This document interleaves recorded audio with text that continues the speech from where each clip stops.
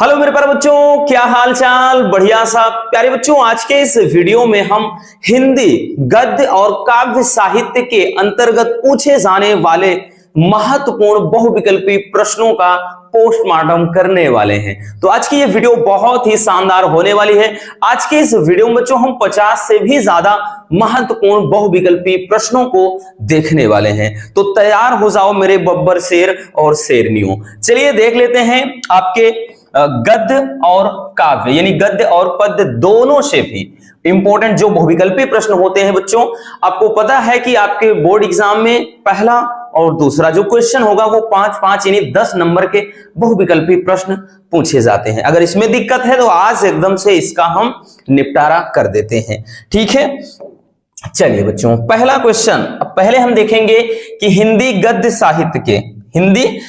साहित्य के सारे क्वेश्चन को पहले कवर करेंगे। चलिए शुरू करते हैं। पहला क्वेश्चन ध्यान से देखिएगा, और इसमें से अधिकांश क्वेश्चन बच्चों आपके हर साल पूछे जाते हैं घुमा फिरा कर। तो आज की ये वीडियो बस कंप्लीट देखने की जरूरत है और कुछ नहीं। पहला क्वेश्चन है कि मेरी असफलताएं किस विधा की रचना है। तो देखिए यहां पर हम आपको बताएंगे अभी किस टाइप के क्वेश्चन और भी बनते हैं। तो किस विधा की रचना है? ऑप्शन है जीवनी साहित्य, कहानी, या फिर डायरी, या फिर आत्मकथा। तो एक तो हो गया किस विधा की रचना है। दूसरा पूछेगा कि मेरी असफलताएं किसकी रचना है, या फिर भाई इनके लेखक का नाम दे देगा, इनकी कौन सी रचना है, तो उसमें यह ऑप्शन रहेगा। तो कई तरीके, एक ही क्वेश्चन को 2-2, 3-3 तरीके से घुमाकर पूछता है। बट आज हम हर एक टॉपिक से रिलेटेड सारी बातें एकदम क्लियर कर देंगे। तो बच्चों मेरी असफलताएं किस विधा की रचना है, तो यह है आत्मकथा। अब ये आत्मकथा है। अगर यहां से हम बात करें बच्चों, देखें तो भाई अगर पूछ लिया जाए ये किसकी रचना है, ये जो मेरी असफलताएं हैं, तो ये आत्मकथा है किस भाई, किनकी आत्मकथा? तो बाबू गुलाब राय। किसकी है बच्चों? बाबू गुलाब राय जी की। ठीक है, तो ये क्वेश्चन हो गया आपका। ठीक, तो ये विकल्प सही हो जाएगा। अगला है कि हिंदी का प्रथम मौलिक उपन्यास कौन सा है। तो इस क्वेश्चन को भी हमने करवाया है। तो हिंदी का प्रथम मौलिक उपन्यास कौन सा है? आपके ऑप्शन है भाग्यवती, परीक्षा गुरु, कंकाल, या फिर इंदुमती। तो बच्चों हिंदी का जो प्रथम मौलिक उपन्यास है वो माना जाता है परीक्षा गुरु को। किसको? परीक्षा गुरु। ये हिंदी का प्रथम मौलिक उपन्यास है रसगुल्लो। अब हम यहां से और क्वेश्चन बनता है कि परीक्षा गुरु के लेखक कौन है। भाई ये भी जानना बेहद जरूरी है। ठीक है, तो परीक्षा गुरु के लेखक कौन है? तो परीक्षा गुरु के बच्चों लेखक हैं लाला श्रीनिवास दास। कौन है? तो लाला श्रीनिवास दास, लाला श्रीनिवास दास जी हैं। अब एक चीज और आपको दिख रहा है बच्चों, इसमें एक क्वेश्चन और दिख रहा है इंदुमती। तो इंदुमती क्या है? ये प्रथम कहानी है। तो इंदुमती के बारे में बच्चों फैक्ट जानिएगा। ये क्या है? तो ये प्रथम कहानी है। अगर प्रथम कहानी आ जाता है इंदुमती। ठीक, प्रथम मौलिक उपन्यास कौन सा है? परीक्षा गुरु। प्रथम कहानी कौन है? इंदुमती। और यहां से एक क्वेश्चन और भी बनता है बच्चों कि भाई इंदुमती के लेखक कौन है? तो किशोरी लाल गोस्वामी जी हैं। कौन है बच्चों?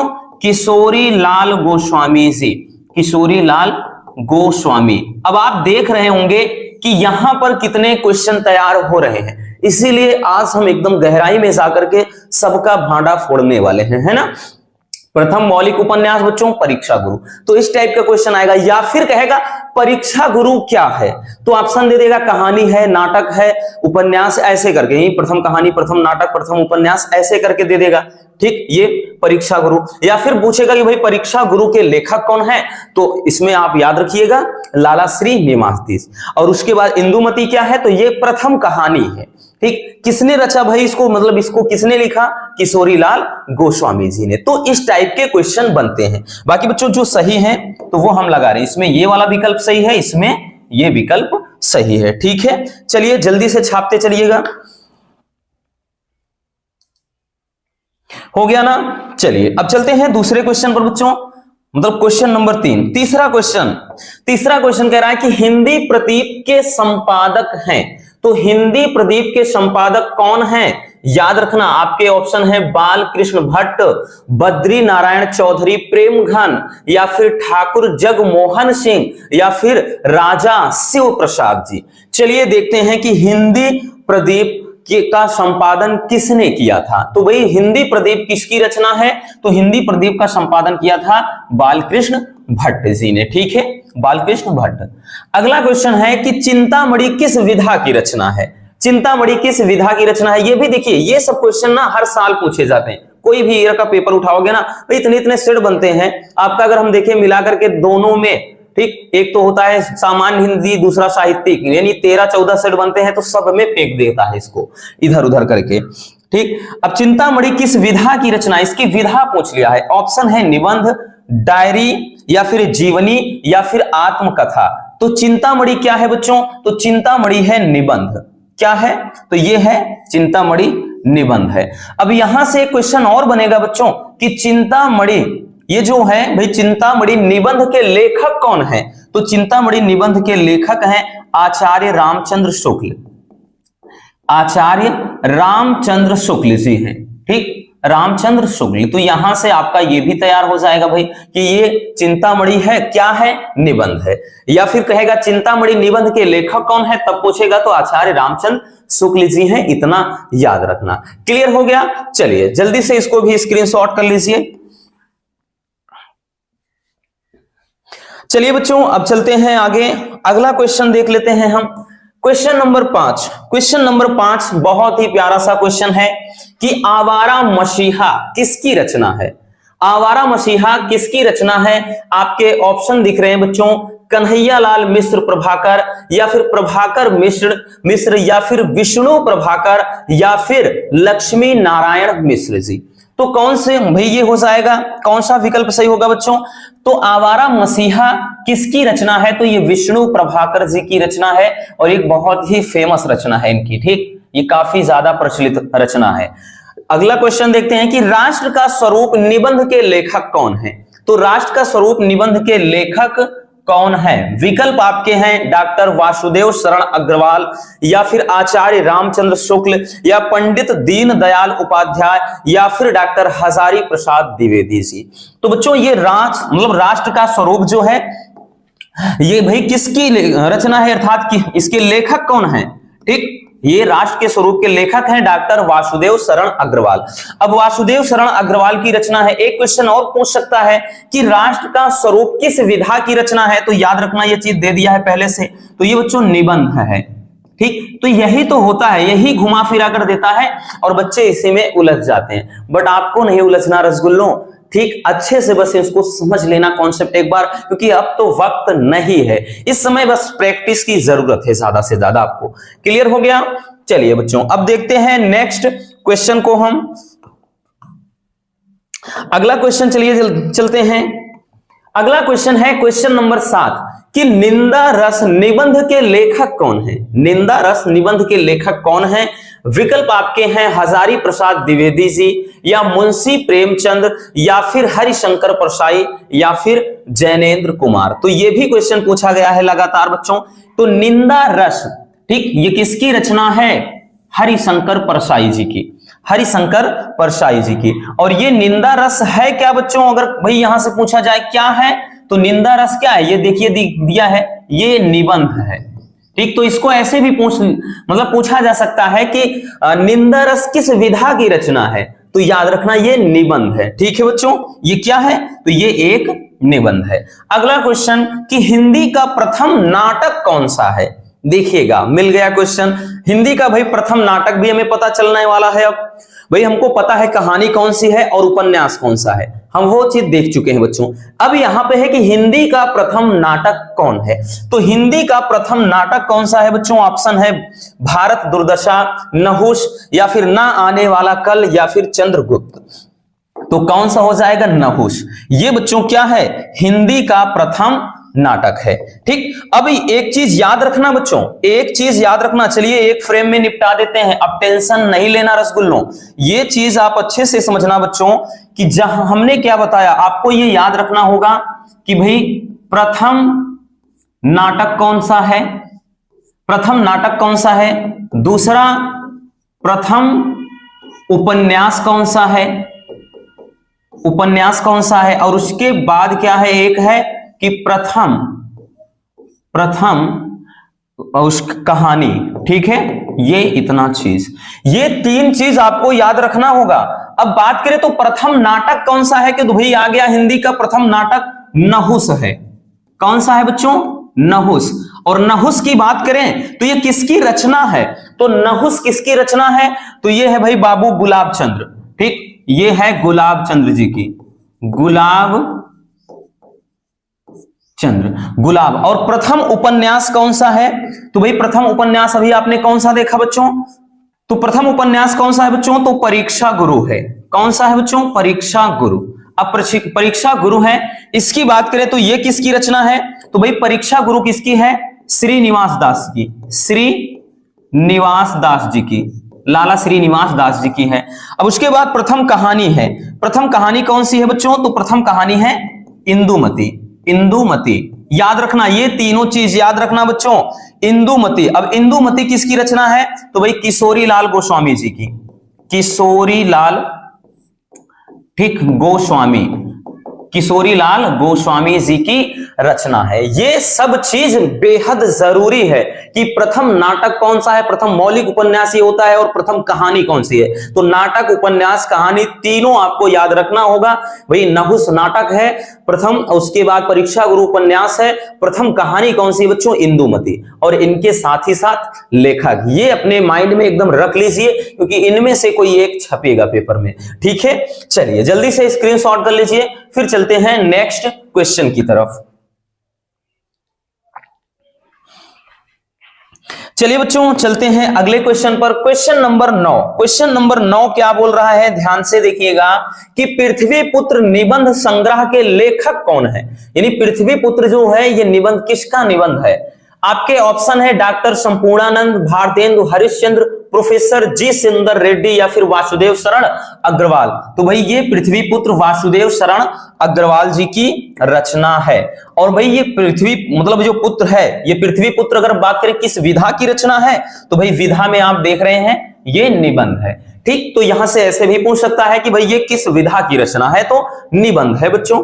क्लियर हो गया। अगला क्वेश्चन की भाषा और आधुनिकता निबंध के रचनाकार कौन है। भाषा और आधुनिकता भाई किसकी रचना है। देखिए यहां से भी क्वेश्चन आपको दिख रहा है कि ये एक निबंध है, इसलिए बच्चों हमने हर एक क्वेश्चन के पीछे जो चीज वो है वो लिख दिया है, ताकि ये माइंड में रहे। अगर आ भी जाता है किस विधा की रचना है, तो ये भाषा और आधुनिकता क्या है, निबंध है। और इसके रचनाकार कौन है, विकल्प है हरिशंकर परसाई, वासुदेव शरण अग्रवाल, या फिर मोहन राकेश, या फिर प्रोफेसर जी सुंदर रेड्डी। तो इसका विकल्प हो जाएगा प्रोफेसर जी सुंदर रेड्डी। ऑप्शन ये जो है आपका 4 क्या है, राइट आंसर हो जाएगा। ठीक है बच्चों, चलिए इसको भी स्क्रीनशॉट कर लीजिए, फिर चलते हैं नेक्स्ट टॉपिक की तरफ।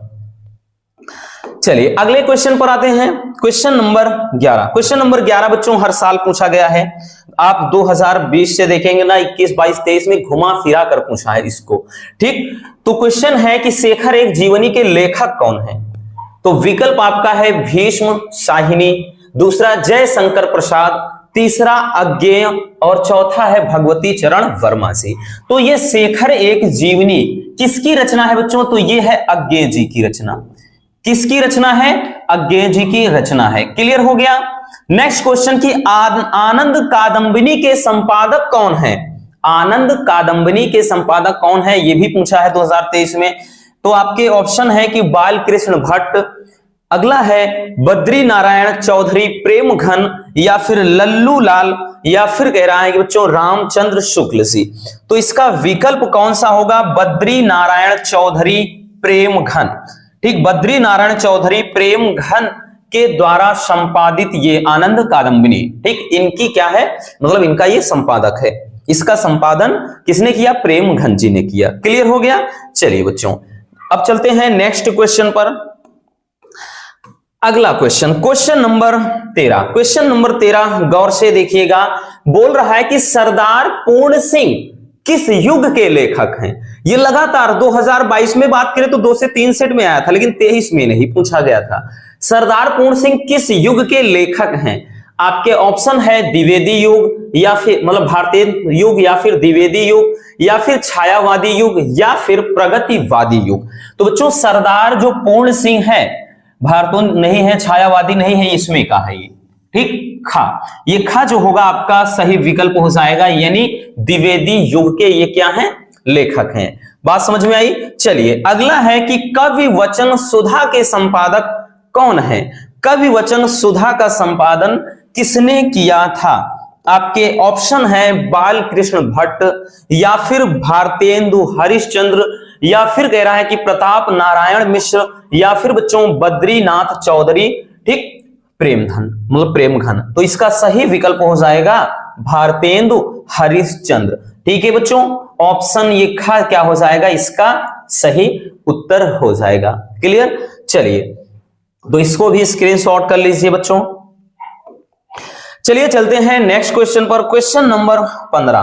क्वेश्चन नंबर 15 क्या बोल रहा है, कह रहा है कि प्रेमचंद्र का उपन्यास कौन है, यानी मुंशी प्रेमचंद्र जी का उपन्यास इनमें से कौन सा है? आपके ऑप्शन है कंकाल, तितली, गोदान, या फिर इरावती। याद रखना बच्चों ये किसकी रचना है, तो भाई ये है जयशंकर प्रसाद जी की। तितली भी जयशंकर प्रसाद जी की है, इरावती ये भी जयशंकर प्रसाद जी की आधी अधूरी, ठीक, रचना है। ये भी क्या है, इनका आधा अधूरा उपन्यास होता है। और बाकी बात करें मुंशी प्रेमचंद, ये गोदान है। ठीक, ये तो हमने बताया कि भाई सबके सब ये जयशंकर प्रसाद जी के हैं, तो जयशंकर प्रसाद जी की रचना भी यहां से पता चल गई। और ये क्या है, गोदान। भाई गोदान, गबन, सेवा सदन, रंग भूमि, कर्म भूमि, निर्मला, करबला, जितनी है सब मुंशी प्रेमचंद्र जी की रचना है। कौन? गोदान, गबन, सेवा सदन, रंग भूमि, कर्म भूमि, निर्मला, ये सारी की सारी रचना मुंशी प्रेमचंद्र जी की है। क्लियर हो गया। चलिए अगला क्वेश्चन आते हैं भाई कि जन्मेजय का नाग यज्ञ नाटक के रचनाकार कौन है? जन्मेजय का नाग यज्ञ, भाई ये जो नाटक है, देखिए आ गया बच्चों, किस विधा की रचना अगर पूछ लिए तो नाटक तो है।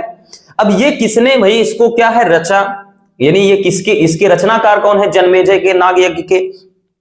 विकल्प है हरि कृष्ण प्रेमी, और खा वाला है आचार्य चतुरसेन शास्त्री, या फिर जयशंकर प्रसाद, या फिर सेठ गोविंद दास। तो बच्चों जन्मेजय का जो नाग यज्ञ है ये जयशंकर प्रसाद जी की क्या है, रचना है, यानी ये जयशंकर प्रसाद जी का क्या है, एक प्रमुख नाटक होता है।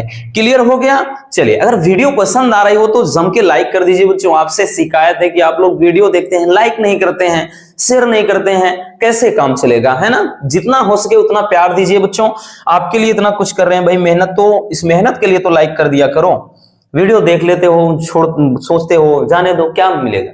ये आपके लाइक से हमें भी जुनून मिलता है, हमारे अंदर भी एक जोश आता है, खुशी मिलती है बच्चों, ठीक, इसलिए ये चीज कर दिया करें, है ना? वीडियो जैसे क्लिक करते हैं कम से कम लाइक तो मार दिया करें। चलिए बच्चों अगला क्वेश्चन देखते हैं। अगला question, question number 17। Question number 17 जी देखिएगा कि गुनाहों के देवता किसकी रचना है? गुनाहों का देवता, ये बहुत ही प्रसिद्ध रचना है बच्चों। तो ये गुनाहों के देवता, ये बहुत ज्यादा ये एक पढ़ी जाने वाली ये भी एक रचना है। तो आपके ऑप्शन है हजारी प्रसाद द्विवेदी, धर्मवीर भारती, गुलाब राय, या फिर रघुवीर सहाय। तो बच्चों ये गुनाहों का देवता धर्मवीर भारती, और इनकी एक और प्रसिद्ध रचना है धर्मवीर भारती की, तो वो है सूरज का सातवां घोड़ा। ठीक, सूरज का सातवां घोड़ा, ये भी इनकी सूरज का सातवां घोड़ा भी इनकी बहुत ही प्रसिद्ध रचना है बच्चों, सूरज का सातवां घोड़ा। ठीक, याद रखना ये भी इनकी एक बहुत ही प्रसिद्ध रचना है। अगला क्वेश्चन कि हरिशंकर परसाई की जैसे उनके दिन फिरे, जैसे उनके दिन फिरे, ये किस विधा की रचना है? देखिए विधा पूछ लिया, किस विधा की रचना है? तो भाई आपके ऑप्शन है उपन्यास, कहानी, निबंध, या फिर नाटक। तो हरिशंकर परसाई, तो अगर देखिए रचना भी पूछ लिया कि भाई ये किसकी रचना है, तो हरिशंकर परसाई जी की है। इस टाइप का भी क्वेश्चन बन सकता है। बाकी विधा पूछा है तो बच्चों ये कहानी है, ये क्या है, ये हरिशंकर परसाई जी की एक कहानी है। क्लियर हो गया। चलिए तो जल्दी से इसको भी स्क्रीनशॉट कर लीजिए। ठीक, चलिए हम साइड हो जाते हैं।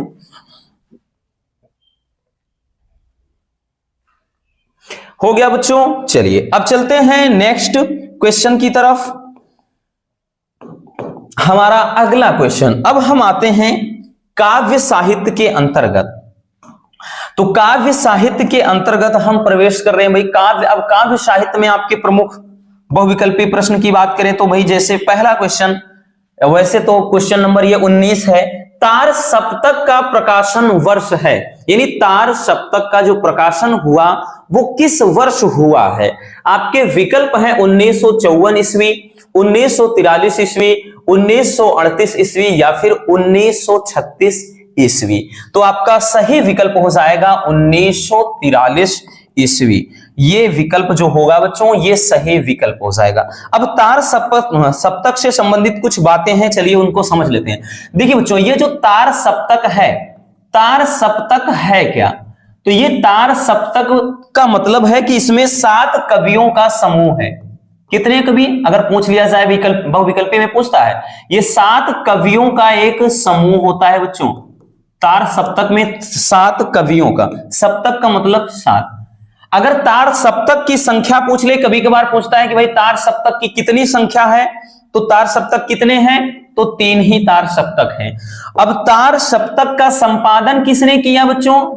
इसका संपादन किसने किया? तो भाई तार सप्तक का संपादन किसने किया? तो अज्ञे जी ने किया। किसने किया बच्चों? अज्ञे जी ने किया।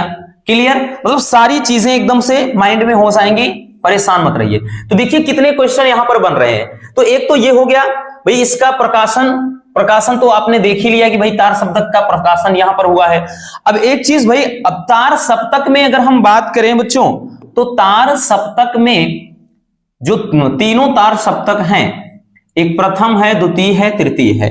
तो प्रथम वाला तार सप्तक की बात करें बच्चों तो उसका प्रकाशन कब हुआ था?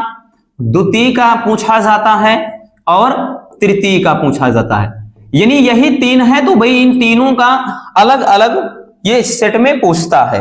अब सबके वर्ष याद होने चाहिए, ठीक? कोई भी चीज उठाओ, आधा अधूरा ज्ञान बहुत ही खतरनाक होता है बच्चों, इसलिए कोई भी चीज है उसको डीपली जानना बेहद जरूरी है रसगुल्लों। इसलिए भाई ये जानना जरूरी है। प्रथम तार सप्तक का मतलब ये, यानी इसी का प्रकाशन हुआ था भाई सन 1900, तो ये 43 ईस्वी में। अब याद रखना इसके फिर बाद जो दूसरा है वो 1951 ईस्वी में है, ठीक? 8 साल का गैपिंग करिए। उसके बाद 1959 है, बस ऐसे याद रखिएगा, ठीक? एक ट्रिक की तरह याद रख लीजिए कि भाई इनका क्या है, गैपिंग देख रहे हैं, गैपिंग है बच्चों, तो वो चीज याद रखिए। ये सब क्या है, इनका प्रकाशन वर्ष है प्रथम, या फिर हम कह लें कि इसका प्रकाशन कब हुआ? 1943 ईस्वी में। द्वितीय तार या दूसरा तार सप्तक का मतलब प्रकाशन कब हुआ? तो 1951 ईस्वी में। तीसरे वाले का कब हुआ? 1959 ईस्वी में। भाई तार सप्तक में क्या है, मतलब कितने कवियों का समूह है? 7 कवियों का। अब उसके बाद तार सप्तक कितनी होते हैं, संख्या कितनी है? 3। तो तार सप्तक का संपादन किसने किया? तो अज्ञे जी ने। देख रहे होंगे कि सारे क्वेश्चन यहां से आपके कम से कम 4 से 5 प्रकार के क्वेश्चन तो तैयार हो गए हमारे। क्लियर हो गया बच्चों? चलिए अगला क्वेश्चन कि हिंदी का प्रथम महाकाव्य कौन सा है? तो हिंदी का प्रथम महाकाव्य विकल्प आपके हैं खुमार रासो, बीसल देव रासो, पृथ्वीराज रासो या फिर परमाल रासो। तो बच्चों हिंदी का प्रथम महाकाव्य है पृथ्वीराज रासो। पृथ्वीराज रासो ये बच्चों हिंदी का प्रथम महाकाव्य है। अब यहां से एक चीज याद रखना बच्चों कि ये जो है, ठीक, मतलब एक मिनट, ये जो पृथ्वीराज रासो है, पूछा जाता है कि पृथ्वीराजो मतलब पृथ्वीराज ये रासो की भाई इसकी रचना किसने किया था? तो किसने किया था बच्चों? चंद बरदाई ने। किसने? इस भाई चंद बरदाई, ठीक, चंद बरदाई जी ने इसकी रचना किया था, ठीक है। तो हिंदी का प्रथम महाकाव्य कौन? पृथ्वीराज रासो। किसके द्वारा रचा गया? चंद बरदाई की, ठीक। तो ये चंद बरदाई की रचना है, तो मतलब इनका ये प्रथम महाकाव्य होता है। तो इस तरह के क्वेश्चन आपके घुमा फिरा कर भी पूछता है। तो चलिए जल्दी से स्क्रीनशॉट कर लीजिए बच्चों।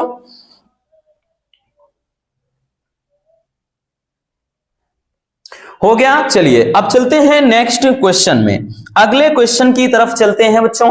हमारा नेक्स्ट क्वेश्चन क्या है? अगला क्वेश्चन है कि कामायनी महाकाव्य में कितने सर्ग हैं? कामायनी महाकाव्य में कितने सर्ग हैं? आपका विकल्प है 9 या फिर 12 या फिर 15 या फिर 17। तो बच्चों कामायनी महाकाव्य में कितने सर्ग हैं? तो ये इसमें है 15 सर्ग, कितने सर्ग बच्चों? 15 सर्ग, याद रखना। ठीक, कितने सर्ग? 15 सर्ग। अब देखिए इससे संबंधित भी बहुत सारी चीजें पूछ सकता है। ठीक, ये कामायनी के बारे में भी कई बार बहुत सारे क्वेश्चन घुमाकर पूछा गया है बच्चों। सबसे पहला कि कामायनी है क्या, तो ये क्या है? एक महाकाव्य है, एक महाकाव्य है। और इसमें पूछता है कि भाई कामायनी में कितने, देखिए सर्ग पूछ लेगा, कितने सर्ग हैं, तो भाई सर्ग की संख्या कितनी है, तो इसमें 15 सर्ग हैं। ठीक, अब उसके बाद कामायनी की बारे में बात करें अगला, तो कामायनी की भाई रचना किसने किया था, इसकी रचना किसने किया था, तो ये जयशंकर प्रसाद जी हैं, जयशंकर प्रसाद जी हैं।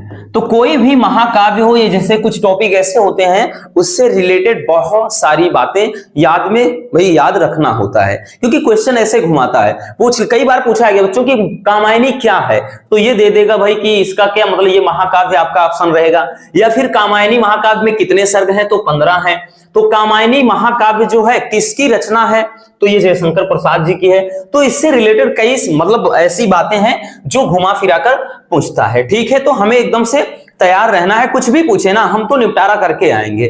क्लियर। अगला है कि चांद का मुंह टेढ़ा, ये जो चांद का मुंह टेढ़ा है भाई हमको सीधा करना है ना, यानी चांद का जो मुंह टेढ़ा है ये किसकी रचना है? आपके विकल्प हैं भवानी प्रसाद मिश्र, मुक्ति बोध, केदारनाथ अग्रवाल या फिर शमशेर सिंह बहादुर। तो भाई इसकी अगर हम बात करें कि इसकी रचना किसने किया था, तो मुक्ति बोध जी ने। ठीक है, चांद का मुंह टेढ़ा इसकी रचना। ठीक, चलिए जल्दी से स्क्रीनशॉट कर लीजिए।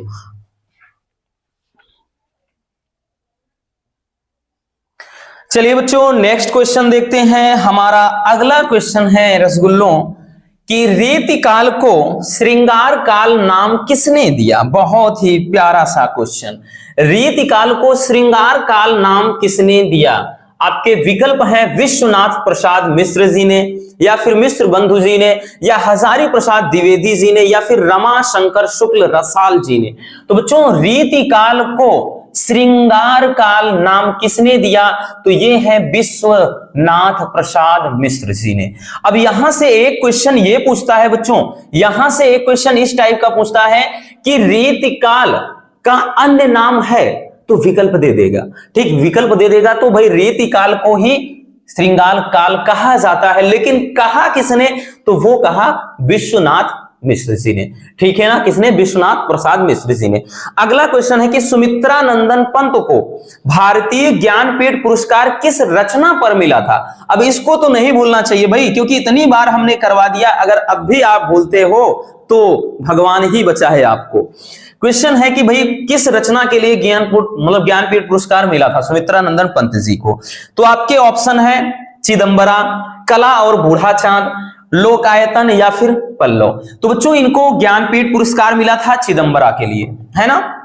हमने कई बार बताया बच्चों चिदंबरा के लिए ज्ञानपीठ पुरस्कार मिला था, लेकिन भाई इसके लिए भी कुछ मिला था। तो क्या मिला था? साहित्य अकादमी पुरस्कार। क्या मिला था बच्चों? साहित्य अकादमी पुरस्कार। तो साहित्य अकादमी पुरस्कार मिला था कला और बूढ़ा चांद के लिए। चलिए एक बार एक फ्रेम में फिर से हम लिख देते हैं भाई, जितनी ध्यान देना बच्चों।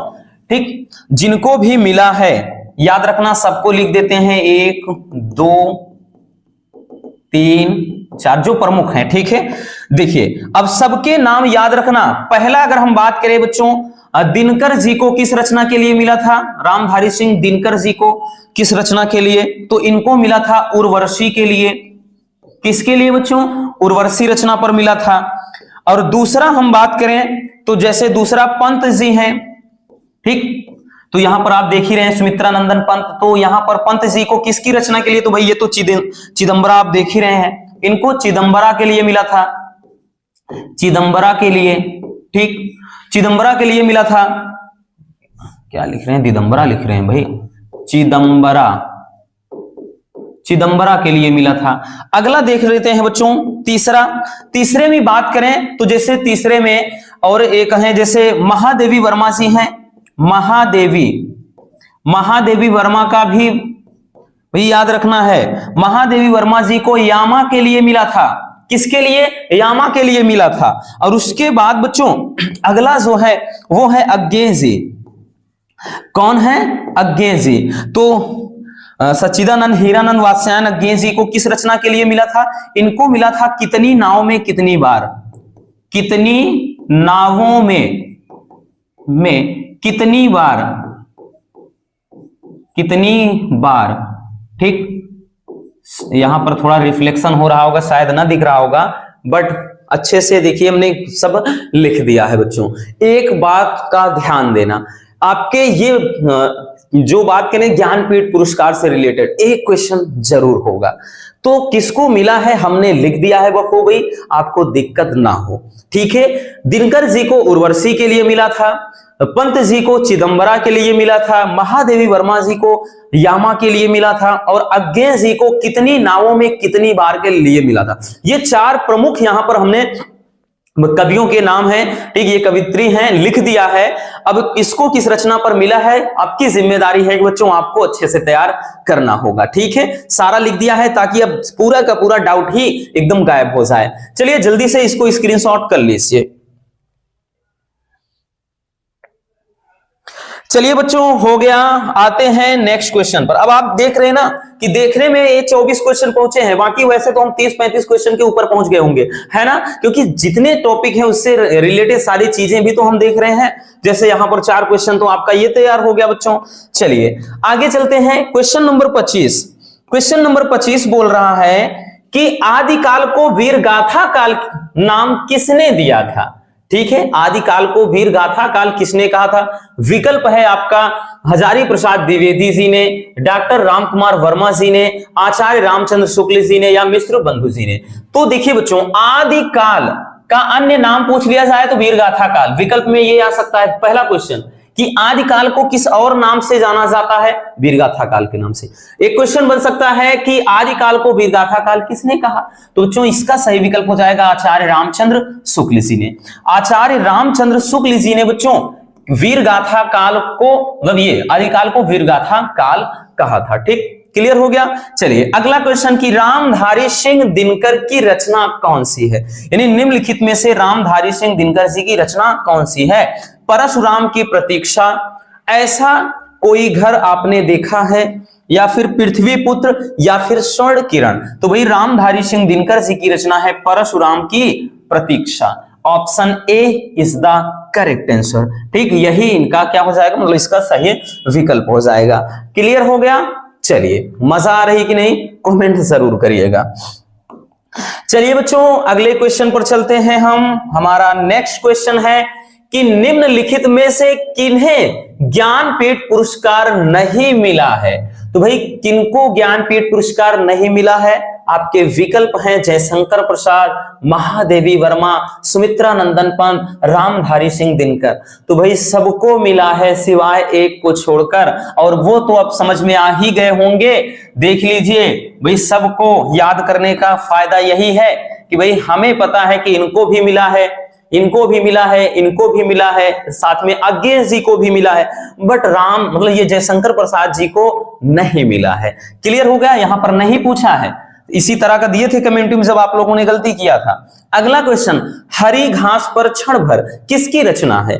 आपके विकल्प हैं भवानी प्रसाद मिश्र, या बाल कृष्ण मतलब शर्मा नवीन, या फिर अज्ञे जी, या फिर नागार्जुन। तो सही विकल्प हो जाएगा अज्ञे। हरी घास पर क्षण भर ये किसकी रचना है बच्चों? अज्ञे जी की रचना है।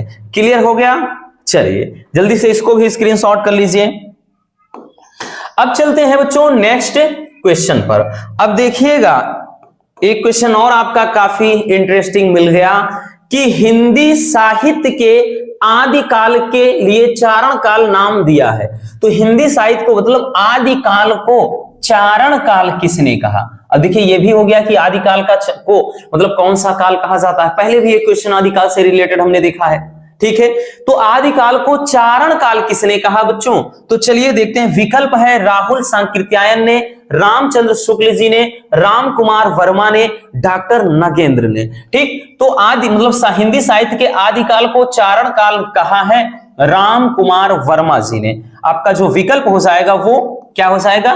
गा हो जाएगा। ठीक है, समझ में आया। चलिए अगला क्वेश्चन, वैदेही वनवास के कवि कौन है? वैदेही वनवास किसकी रचना है बच्चों? आपके विकल्प हैं अयोध्या सिंह उपाध्याय हरिऔध, जयशंकर प्रसाद जी, या फिर सूर्यकांत त्रिपाठी निराला, या फिर मैथिली शरण गुप्त जी। तो बच्चों हम बात करें अयोध्या सिंह उपाध्याय हरिऔध, तो अयोध्या सिंह उपाध्याय हरिऔध ये भी रचना है, ठीक है, मतलब इनकी रचना है वैदेही वनवास। क्लियर हो गया बच्चों? चलिए तो इसको भी जल्दी से स्क्रीनशॉट कर लीजिए। चलिए चलते हैं नेक्स्ट क्वेश्चन की तरफ। ज्यादा वक्त नहीं लेंगे किसी भी क्वेश्चन पर, क्योंकि बच्चों अब वक्त वैसे भी है ही नहीं, और इस समय आपके पास जो भी वक्त है वो है सिर्फ रिवीजन का, और कुछ ना करिए। ज्यादा से ज्यादा क्वेश्चन पेपर लगाइए और ज्यादा से ज्यादा रिवीजन करिए, और कुछ भी नहीं करना है, इतना याद रखना। तो बच्चों कह रहा है कि कबीरदास प्रमुख कवि हैं, तो कबीरदास भाई प्रमुख कवि हैं, तो आपके ऑप्शन है निर्गुण काव्य धारा के, सगुण काव्य धारा के, प्रगतिवादी काव्य धारा के, प्रयोगवादी काव्य धारा के। तो कबीरदास जी किस भाई? ये है निर्गुण काव्य धारा, यानी ये निर्गुण भक्ति शाखा के अंतर्गत हैं। ये हमेशा आत्मा परमात्मा की बात करते हैं, है ना, ये आत्मा परमात्मा की बात करते हैं, याद रखना, इसलिए ये निर्गुण है, सगुण नहीं है, निर्गुण काव्य धारा।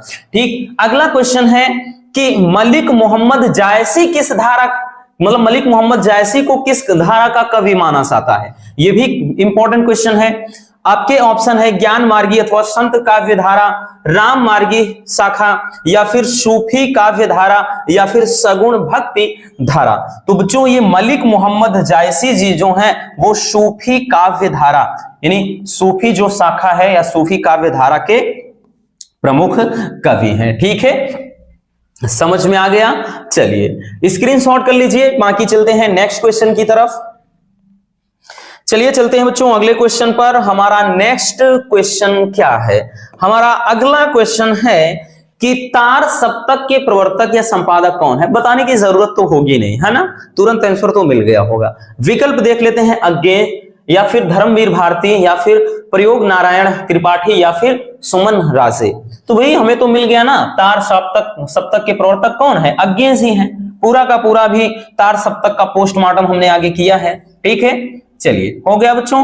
अगला क्वेश्चन की राम मतलब कामायनी किस युग की रचना है? देखिए ये भी क्वेश्चन बन सकता है भाई, कामायनी क्या है? महाकाव्य है, कितने सर्ग होते हैं? 15 सर्ग होते हैं। किसकी रचना है? जयशंकर प्रसाद जी की। बट यहाँ पे एक चीज और है कि कामायनी किस युग की रचना है, ये भी जानना बेहद जरूरी है। तो विकल्प है भारतेंदु युग, द्विवेदी युग, या फिर छायावादी युग। तो अगला है प्रगतिवादी युग। याद रखना बच्चों कि जो कामायनी है रचना किसकी है? जयशंकर प्रसाद जी की। जयशंकर प्रसाद किस युग के कवि हैं? तो वो है छायावादी की, क्योंकि किस युग के कवि हैं ये क्वेश्चन पूछा गया है 22 में भी 23 में भी। तो जयशंकर प्रसाद किस युग के कवि हैं? छायावाद के। तो जाहिर सी बात है भाई, कामायनी किस युग की रचना है? तो छायावादी। तो उससे संबंधित चीजें भी आप कनेक्ट करके, नहीं भी पता है तब भी उससे जोड़कर आप भाई, आपको पता है कि जयशंकर प्रसाद जी किस युग के कवि हैं? छायावाद। तो उनकी जो ये रचना है वो भी तो छायावाद की युग होगी कि नहीं बच्चों?